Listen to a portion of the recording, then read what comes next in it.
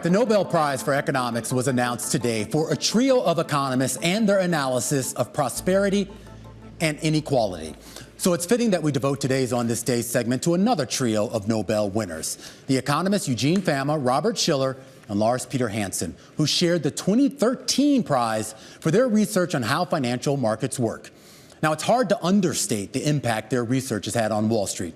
Long before they ever won the prize, the three effectively laid the foundation for the current understanding of asset prices. And that all began with findings by Eugene Fama that it's difficult, if not impossible, to predict price movements in the short run. It was a conclusion that formed the backbone of the efficient market hypothesis. In a nutshell, Fama argued that stock price movements are unpredictable and follow a random walk that makes it impossible for any investor to have a meaningful advantage over another.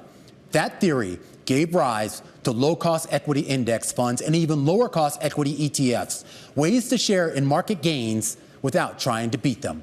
There is not a single person who earned a finance degree, an MBA, a CFA, or any similar credential over the past 50 years who didn't have to study and parse Fama's theories. But if you disagreed with Fama, you weren't alone.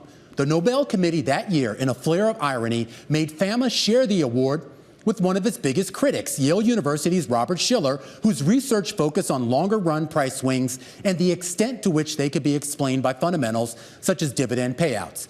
Shiller, famously using the phrase irrational exuberance to explain run-ups in asset prices, distinctly took issue with Fama's arguments that investors are logical.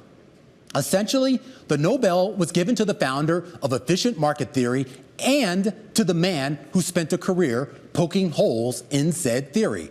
Robert Solow, a Nobel winner himself, told Bloomberg back in 2013 that Shiller and Fama sharing that award, that was like making the Yankees and Red Sox co-champions.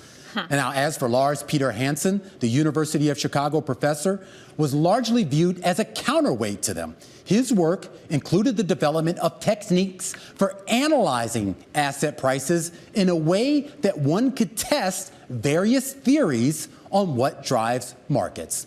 Now, unfortunately, decades later, those tests have proved inconclusive.